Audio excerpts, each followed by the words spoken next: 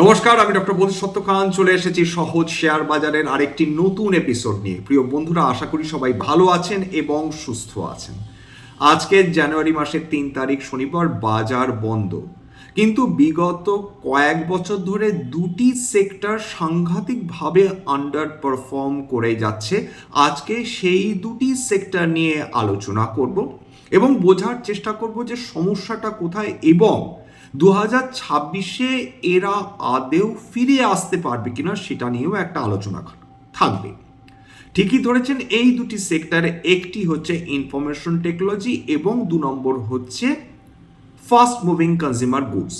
সাধারণত যেটা বলা হয়ে থাকে যে ইনফরমেশন টেকনোলজি সেক্টর এবং ফাস্ট মুভিং কনজিউমার গুডস এই দুটি হচ্ছে ডিফেন্সিভ সেক্টর, অর্থাৎ অত্যাধিক বৃদ্ধি পায় না বা অত্যাধিক পতন দেখে না, কিন্তু এরা একটা স্টেবল রিটার্ন দিয়ে থাকে অন্তত বিনিয়োগকারীদের জন্য। বিগত বহু বছর বা কয়েক দশক ধরে এরা একটা স্টেবল রিটার্ন দিয়ে চলেছে। যদি আপনারা কোভিড পরবর্তী সময়, এমনকি কোভিডের মাঝখানে দেখেন, সেক্ষেত্রে আপনারা নিঃসন্দেহে বুঝতে পারবেন যে ইনফরমেশন টেকনোলজি বা ফাস্ট মুভিং কনজিউমার গুডস ছাড়া মানব জীবন অচল ছিল। ঠিক একইভাবে সেটা খাটে এনার্জি সেক্টরের ক্ষেত্রেও। কিন্তু আপাতত আমাদের আলোচনা দুটো আন্ডার পারফর্মিং সেক্টর, যেটা বিগত 2 বছরে ভালো পারফর্ম করতে পারেনি।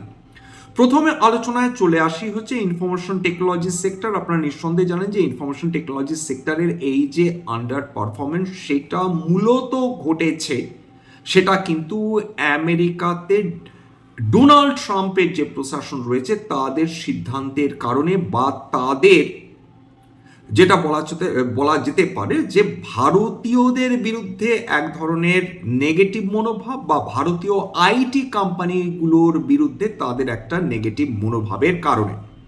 তাদের সদিচ্ছা ছিল যে নিজের দেশের মানুষদের তারা চাকরি দেবেন, খুব ভালো কথা, কিন্তু সেখানকার যে আমেরিকার নিজস্ব যে আইটি কোম্পানিগুলো রয়েছে তারা বলেছে এটা পসিবল না, রাতারাতি ট্যালেন্ট তৈরি হতে পারে না। H1B ভিসা নিয়ে যে তীব্র সমস্যার সৃষ্টি করে চলেছে আমেরিকা, তার কারণ হচ্ছে গোটা H1B ভিসা সাধারণত অত্যন্ত ট্যালেন্টেড মানুষরাই পেয়ে থাকেন, এবং গোটা বিশ্বজুড়ে যে কজন মানুষ H1B ভিসার মাধ্যমে আমেরিকাতে গিয়ে কাজ করেন তার 75% মানুষ বা মেধা কিন্তু ভারতীয়। এইটা একটা সমস্যার জায়গা।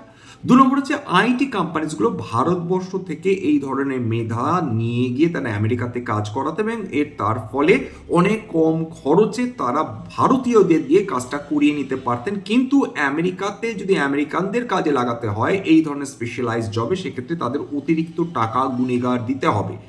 এই কারণেই কিন্তু আইটি কোম্পানিগুলো পড়েছে আরো বিপদে, কারণ যদি ট্রাম্প প্রশাসনের বিরুদ্ধে তাদের যেতে হয় সেক্ষেত্রে তাদের 1 লক্ষ টাকা করে পার ভিসা দিতে হবে, মানে সুতরাং সেটা কিন্তু ভীষণ ডিফিকাল্ট হয়ে যাবে তাদের প্রফিটেবিলিটির ক্ষেত্রে। এইবার চলে আসি হচ্ছে 3 নম্বর পয়েন্ট, যে এতদিন তো ডোনাল্ড ট্রাম্প এবং তার প্রশাসন 50% ট্যারিফ লাগিয়ে ফেলেছেন বা লাগিয়ে রেখেছেন আমাদের ম্যানুফ্যাকচারিং, মানে আমাদের সেই পণ্যগুলোর ওপর যেগুলো ম্যানুফ্যাকচার করে, ফিজিক্যাল গুডস যেগুলো ট্রান্সফার করে থাকে আমেরিকাতে। কিন্তু যদি সার্ভিস সেক্টরের ওপর তারা অতিরিক্ত কর বসাবার চেষ্টা করে বা সার্ভিস, সেক্ষেত্রে আইটি সেক্টর দারুণভাবে ক্ষতিগ্রস্ত হতে পারে। এই সমস্ত কারণে আইটি কোম্পানিগুলো ক্ষতিগ্রস্ত হচ্ছে। 3 নম্বর, আর্টিফিশিয়াল ইন্টেলিজেন্সের যে সাংঘাতিক ডেভেলপমেন্ট চলছে তার ফলে আইটি কোম্পানিগুলোর ভবিষ্যৎ নিয়েও প্রশ্ন উঠে যাচ্ছে। শুধু তাই না, যে আইটি কোম্পানিগুলো যে ধরনের কর্মকাণ্ড বা যে কাজগুলো বা যে সার্ভিসেস প্রোভাইড করে থাকে, হঠাৎ করে দেখা যাচ্ছে যে এআই তারা এন্ট্রি লেভেল কাজগুলো খুব সহজেই করে ফেলছে, এবং তার ফলে যেটা দাঁড়াচ্ছে যে এআই যেটা করতে পারছে সেটা যদি তার এআই করে ফেলতে পারে, সুতরাং এআই মানে এআই এর পরিবর্তে আইটি কোম্পানিগুলোকে দিয়ে কেন আমেরিকান যারা ক্লায়েন্ট রয়েছে তারা কাজ করাবেন, এরকম একটা প্রশ্ন চিহ্ন উঠে আসছে। সার্বিকভাবে আইটি এখন একটা চ্যালেঞ্জের মুখে পড়েছে, তাদের স্ট্রাকচারাল গ্রোথ নিয়ে প্রশ্ন উঠছে। ইস্যু ফান্ডামেন্টাল কোনো ইস্যু নয়, এখন প্রবলেম যেটা দাঁড়াচ্ছে সেটা হচ্ছে যে অস্তিত্ব অস্তিত্বের প্রশ্ন উঠে যাচ্ছে এই আর্টিফিশিয়াল ইন্টেলিজেন্স বুমের কারণে। এইটা আরেকটা ব্যাপার তো দাঁড়াচ্ছে, যতক্ষণ না ভারত আমেরিকা ট্রেড এগ্রিমেন্ট হবে, যতক্ষণ না ক্ল্যারিটি আসবে যে ভারতের আইটি কোম্পানিগুলো এক্সেম্পটেড হবে কিনা ভবিষ্যতের কোনো ধরনের এরকম আনওয়ান্টেড ট্যারিফ বা ট্যাক্স থেকে, ততক্ষণ এই ধরনের অশান্তি চলতেই থাকবে। যদি খেয়াল করে দেখেন বিগত কয়েক বছরে, ইনফ্যাক্ট 3 বছর যদি আমি ক্যালকুলেট করি, সেই 3 বছরে আইটি ইনফরমেশন টেকনোলজি দুটো মূল কাণ্ডারি অর্থাৎ টিসিএস এবং ইনফোসিসের অবস্থা দেখলে চমকে যাবেন। টিসিএস বিগত 3 বছরে কত রিটার্ন দিয়েছে? বিগত 3 বছরে নেগেটিভ 0.33% রিটার্ন দিয়েছে। অর্থাৎ যারা 3 বছর আগে টিসিএস এ বিনিয়োগ করেছিলেন তারা একটা টাকাও ফেরত তো পাননি, উপরন্তু তাদের খুব সামান্য হলেও লসে চলছে। তার মানে যেটা বোঝা যাচ্ছে যে সমস্ত সেক্টর যে কোনো সময় বিনিয়োগ করা যায় না, প্রত্যেকটা সেক্টরে একটা টাইম রয়েছে, সেক্টর রোটেশন হয়ে থাকে। মেটাল সেক্টর 2008 থেকে লিটারালি 2020 অব্দি সাংঘাতিক আন্ডার পারফরমেন্স দেখিয়েছিল। টেক্সটাইল তো লিটারালি বলা হচ্ছে সানসেট সেক্টর, যে বিগত 2008-এর পর থেকে টেক্সটাইল সেক্টরে কোনো ধরনের ইমপ্রুভমেন্ট আসেনি। তার মানে যেটা দাঁড়াচ্ছে যে মাঝে মধ্যেই এরকম কিছু সেক্টর দারুণ পারফরমেন্স করবে, কিছু সেক্টর সাংঘাতিকভাবে আন্ডার পারফর্ম করবে, কোনো সেক্টর কিন্তু স্যাক্রোস্যাঙ্ক্ট নয়। এমন একটা সময় এসেছিল, রিলায়েন্স ইন্ডাস্ট্রিজের কথাই যদি বলি, সেই রিলায়েন্স ইন্ডাস্ট্রিজ 2008 থেকে 2018 জিরো রিটার্ন দিয়েছিল, জাস্ট জিরো, কোনো রিটার্ন দেয়নি 10 বছরের পিরিয়ড। ভাবা যায়, তার মানে সেক্টর বলুন কোম্পানি বলুন দীর্ঘদিন ধরে তারা কিন্তু কোনো মুভমেন্ট নাও দেখাতে পারে, সেটা বিনিয়োগকারীদের ধৈর্য একেবারে মানে ultimate level of the test করতে পারে। সেই প্রমাণ কিন্তু বারবার শেয়ার বাজারে বিভিন্ন সেক্টর বা বিভিন্ন কোম্পানি দিয়ে গেছে। এবার চলে আসি, এটা গেল টিসিএস। এইবার নিফটি আইটি বিগত 3 বছরে মাত্র 8.61% রিটার্ন দিচ্ছে মাত্র, অর্থাৎ বছরে খুব বেশি হলে প্রায় ধরুন 2.8% কাছাকাছি রিটার্ন দিয়েছে। অর্থাৎ আপনি যদি সেভিংস অ্যাকাউন্টের টাকা রাখেন সেটাও আপনার, যদি প্রাইভেট ব্যাংকে রাখেন সেটা আপনাকে বেশি রিটার্ন দিত যদি আপনি নিফটি আইটিতে বিনিয়োগ করে থাকতেন বিগত 3 বছর ধরে বা থাকেন। তার মানে এইটাই দাঁড়াচ্ছে যে কোন সেক্টর কখন পারফর্ম করবে বা পারফরমেন্সের দিক থেকে প্রবলেম আসবে সেটা বোঝাটাও খুব গুরুত্বপূর্ণ। তার জন্য জিও পলিটিক্স বোঝার প্রয়োজন রয়েছে, অর্থনীতি বোঝার প্রয়োজন রয়েছে, সেক্টর রোটেশন বোঝার প্রয়োজন রয়েছে, কোম্পানিজগুলো অত্যন্ত চড়া দরে বাজারে ট্রেড করছে কিনা এটা বোঝারও কিন্তু প্রয়োজন রয়েছে। এবার চলে আসি হচ্ছে ইনফোসিস বিগত 3 বছরে 7.64% রিটার্ন দিয়েছে, মাত্র 2.5% রিটার্ন দিয়েছে প্রত্যেক বছর। কিচ্ছু লিটারালি যদি ইনফ্লেশন ধরে লিটারালি নেগেটিভ রিটার্ন দিয়েছে বলা চলে, যদি ইনফ্লেশন অ্যাডজাস্টেড রিটার্নের কথা বলেন। অর্থাৎ ইনফরমেশন টেকনোলজির দুটো মূল কোম্পানি যদি এই ধরনের নেগেটিভ রিটার্ন দিয়ে থাকে তাহলে কল্পনাই করতে পারছেন খুব স্বাভাবিকভাবে যে এরকম এফএমসিজির ক্ষেত্রেও এই একই কথা বলাটা কিন্তু অত্যুক্তি হবে না। এইবার চলে আসি হচ্ছে যে ফাস্ট মুভিং কনজিউমার গুডসের কথাই যখন উঠলো তখন খেয়াল করে দেখুন তো ফাস্ট মুভিং কনজিউমার গুডস সেটা কি অবস্থা হয়ে রয়েছে। ফাস্ট মুভিং কনজিউমার গুডস সেটাও মারাত্মক ভালো কিন্তু রিটার্ন দেয়নি এটা বলা যেতে পারে। ফাস্ট মুভিং কনজিউমার গুডসের ক্ষেত্রে কয়েকটা কোম্পানির নাম বলি, যেমন হচ্ছে উদাহরণ হিসাবে বলছি, কোনো রিকমেন্ডেশন বা সাজেশন না, যেমন নেসলে বিগত 2 বছর অর্থাৎ 5ই জানুয়ারি 2024 নেসলের দাম ছিল 1333 টাকা 20 পয়সা, সেইটা এই মোটামুটি 3রা জানুয়ারি আবার 5 তারিখে মার্কেট খুলবে, নেসলের দাম চলছে 1280 টাকা, বিগত 2 বছরে নেগেটিভ রিটার্ন দিয়েছে, বুঝুন। এবার হিন্দুস্তান ইউনিলিভার 5ই জানুয়ারি 2024 দাম ছিল 2507 টাকা 57 পয়সা, সেইটা নেগেটিভ রিটার্ন দিচ্ছে এখন অবধি, 3রা জানুয়ারি অবধি দাম 2348 টাকা, অর্থাৎ মোটামুটি 100 টাকা কমেছে পার শেয়ার। কোনো রিটার্ন না হিন্দুস্তান ইউনিলিভার না নেসলে বিগত 2 বছরে দিয়ে রেখেছে। আইটিসির কথা আমরা আলোচনা করি। আইটিসি 5ই জানুয়ারি 2024 দাম ছিল 444 টাকা 28 পয়সা, সেইটার দাম এখন প্রায় 20% বেশি কমে গেছে, কমে দাঁড়িয়েছে 350 টাকা মাত্র। এটা 3রা জানুয়ারি 2026 ডেটা। 3টে মূল ফাস্ট মুভিং কনজিউমার গুডস তাদের দাম কি সাংঘাতিকভাবে কমেছে। হিন্দুস্তান ইউনিলিভার বিগত 3 বছরের নেগেটিভ রিটার্ন দিয়েছে 8.22%। এইবার চলে আসি প্রক্টার অ্যান্ড গ্যাম্বল, অত্যন্ত প্রখ্যাত বিখ্যাত নাম, বিগত 3 বছরের রিটার্ন দিয়েছে -11.57%, নেগেটিভ রিটার্ন, 11.5%-এর বেশি নেগেটিভ রিটার্ন, অর্থাৎ ওয়েলথ ডিস্ট্রয় করেছে বিনিয়োগকারীদের। ডাবর বিখ্যাত কোম্পানি, বিগত 3 বছরে 6.94% ওয়েলথ ডিস্ট্রয়েড হয়েছে, অর্থাৎ পতন দেখেছে শেয়ার বাজার বা শেয়ার দরে কোনো উত্থান দেখা তো দূরের কথা। ভিআইপি ইন্ডাস্ট্রিজ বিগত 3 বছরে 41.86% পতন দেখেছে, নেগেটিভ রিটার্ন। যে দুটো আমাদের সবচেয়ে ভরসার জায়গা, অর্থাৎ ইনফরমেশন টেকনোলজি এবং ফাস্ট মুভিং কনজিউমার গুডস, সেই দুটোই কিন্তু নেগেটিভ রিটার্ন দিচ্ছে বিগত কয়েক বছর ধরে। এইবার ফাস্ট মুভিং কনজিউমার গুডসের ক্ষেত্রে তো নেসলের যিনি অধিকর্তা, তিনি তো সরাসরি বলছিলেন যে মানুষ কোনো কেনাকাটা করার উৎসাহই খুঁজে পাচ্ছেন না। অবশ্য সেটা জিএসটি রেশনালাইজেশনের আগে। এইবার আমাদের দেখতে হবে যে জিএসটি যে বিভিন্ন পণ্যের উপর জিএসটি কম করা হয়েছে, সেটা ডিসেম্বর কোয়ার্টারে বিভিন্ন ফাস্ট মুভিং কনজিউমার গুডস কোম্পানিগুলোর লাভের ওপর প্রভাব ফেলছে কিনা।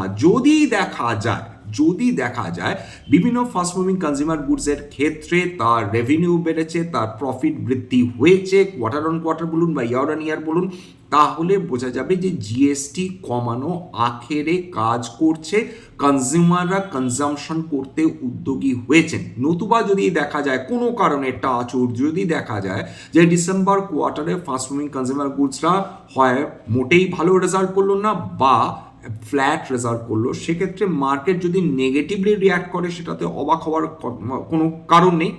কিন্তু সবার যেরকম খারাপ সময় আসে সেরকম কিন্তু এক সময় এগুলো সমস্ত রিবাউন্ডও করে, এটাও ঘটনা।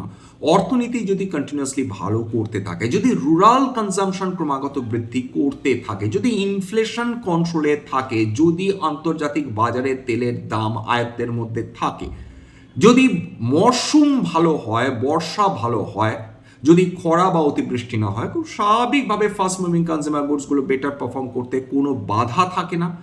আইটি সেক্টরের ক্ষেত্রে এখন লক্ষ্য একটাই, ভারত আমেরিকা ট্রেড এগ্রিমেন্ট সম্পাদিত হওয়া, নতুবা যে তিমিরে আইটি কোম্পানিজগুলো চলছিল সেই তিমিরেই থেকে যাবে। এইবার চলে আসি আরেকটা গুরুত্বপূর্ণ খবর,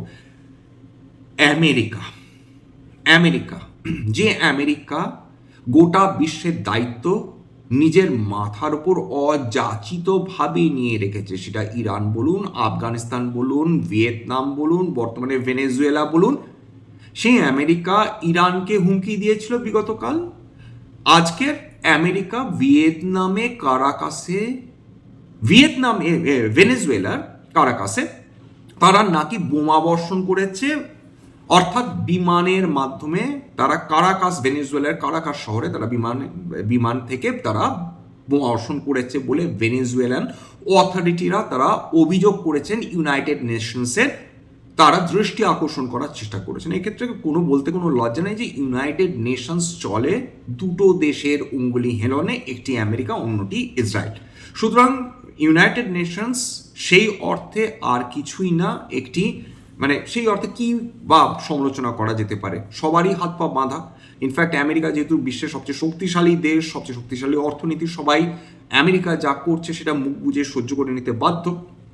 ভেনেজুয়েলায় আক্রমণ হয়েছে, এর আগে ভেনেজুয়েলার বন্দরের উপর আক্রমণ হয়েছিল, এবং যেটা অভিযোগ উঠছে যে আপনারা জানেন যে ম্যাডেরাও বলে যে প্রেসিডেন্ট রয়েছেন ভেনেজুয়েলাতে, তাকে সরাবার ষড়যন্ত্র করছে আমেরিকা এবং তার আমেরিকা সহযোগী দেশগুলো, কারণ তাদের উদ্দেশ্য ভেনেজুয়েলা গোটা বিশ্বের প্রায় 1/5 তেল রিজার্ভ তাদের কাছেই রয়েছে, অথচ আমেরিকা তাদেরকে তেল বিক্রি করতে দেয় না। এবার আমেরিকার যেটা মতলব বা প্রশাসনের যেটা মতলব যে এই যে বর্তমান প্রেসিডেন্টকে, যিনি অ্যান্টি আমেরিকান, তাকে সরিয়ে দিয়ে যিনি বিগত বছর শান্তি পুরস্কার পেয়েছেন, শান্তি পুরস্কার এখন বড্ড হাস্যকর হয়ে উঠছে যদিও, দিনের পর দিন নোবেল শান্তি পুরস্কার, সেই শান্তি পুরস্কার যিনি পেয়েছেন তিনি ভেনেজুয়েলার একজন ভদ্রমহিলা এবং তিনি আমেরিকানপন্থী, অর্থাৎ ট্রাম্পের প্রিয় পাত্রী এবং ইসরায়েলের প্রিয় পাত্রী। সুতরাং তিনি নোবেল পুরস্কার কেন পেয়েছেন সেটা সহজেই অনুমেয়, সেটা আমরা যাচ্ছি না। কিন্তু যেটা ঘটনা সেটা হচ্ছে এই ভদ্রমহিলা যিনি নোবেল শান্তি পুরস্কার পেয়েছেন, তাকে আমেরিকা যাতে ভেনেজুয়েলাতে প্রেসিডেন্ট পদে বসানো যায় এবং যাতে আমেরিকার তেল কোম্পানিগুলো ভেনেজুয়েলার এই হিউজ বিপুল তেল রিজার্ভ দখল নিতে পারে, যেটা তারা চিরকাল সব জায়গায় করে এসছে, সেটারই এখন লক্ষ্য চলছে। দুর্ভাগ্য আমাদের যে বছরের শুরুতেই আমেরিকা এই ধরনের কর্মকাণ্ড ঘটাচ্ছে, ভবিষ্যতে আরও ঘটাবে। আমেরিকার দ্বিচারিতা এটাই যে তারা রাশিয়াকে বলছে ইউক্রেনের যুদ্ধ বন্ধ করতে, চায়নাকে হুমকি দিচ্ছে তাইওয়ানের উপর নজর সরাতে, অথচ নিজেরা ভেনেজুয়েলা আক্রমণ করছে, ইরানকে আক্রমণ করছে। সেক্ষেত্রে কিন্তু তাকে বলার মতন সাহস কিন্তু কোনো দেশই দেখাতে পারছে না।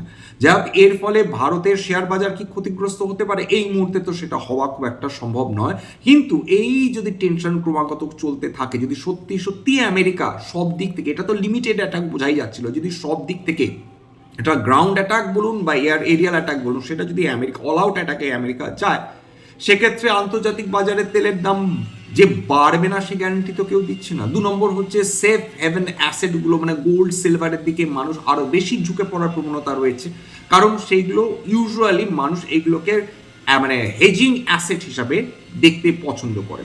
ভারতের ক্ষেত্রে যেটা নেগেটিভ সেন্টিমেন্ট হতে পারে, যদি আমাদের আন্তর্জাতিক বাজারে তেলের দাম বাড়ে, সেক্ষেত্রে ভারতের ওপর চাপ বাড়বে, কারণ ভারতের 80% তেল বিদেশ থেকে আনয়ন করা হয়, এবং ভেনেজুয়েলা থেকে আমরা তেল নিতাম, এবার সেটাও বন্ধ হতে চলেছে। রাশিয়া থেকে তেল নিতাম, সেটা তো প্রায় বন্ধ হতে চলেছে।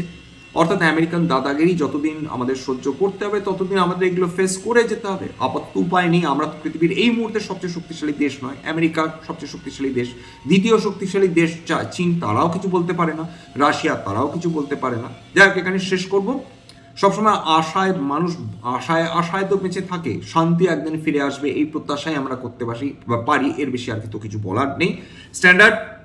সেই অর্থে স্ট্যান্ডার্ড ডিসক্লোজার আছে যে কোম্পানিজগুলো নিয়ে আলোচনা করলাম, হতে পারে তোর মধ্যে কয়েকটা কোম্পানিতে আমার বা আমার পরিবারের বিনিয়োগ থাকলেও থাকতে পারে। ভবিষ্যতে যদি নতুন করে কিনি বা বিনিয়োগ করি, আগাম বিজ্ঞপ্তিতে কিনতে বা বিক্রি করতে পারবো না। স্ট্যান্ডার্ড ডিসক্লেমার, এটা কেবলমাত্র একটা এডুকেশনাল চ্যানেল। বাঙালি বিনিয়োগকারীদের ইনভেস্টার অ্যাওয়ারনেস বৃদ্ধির জন্য এখানে কোনো ধরনের কোনো শেয়ারে buy sell recommendation, suggestion, advice এমনকি ইনফ্লুয়েন্স করার প্রচেষ্টা নেই। আমার কথা শুনে যদি কোনো শেয়ারে আপনারা বাই সেলের সিদ্ধান্ত নেন, ক্ষতির মুখোমুখি হতে পারেন। সুতরাং সবসময় একজন সেবি রেজিস্টার্ড ইনভেস্টমেন্ট অ্যাডভাইসারের পরামর্শ নেওয়ার চেষ্টা করবেন বা নিজের ডিউ ডিলিজেন্স করবেন, সেক্ষেত্রে আপনারা উপকৃত হলেও হতে পারেন। এবং যদি এই ধরনের এপিসোড আপনাদের ভালো লাগে, প্লিজ একটা লাইক দেবেন, প্লিজ সাবস্ক্রাইব করবেন, এবং যদি সত্যি মনে হয় আমার বাঙালি ভাই বোনদের জীবনে কিছুমাত্র ভ্যালু অ্যাড করতে পারছি, প্লিজ নিজের গ্রুপে শেয়ার করে দেবেন, যাতে বহু বাঙালির কাছে এই ধরনের এপিসোড পৌঁছে যায়। নমস্কার।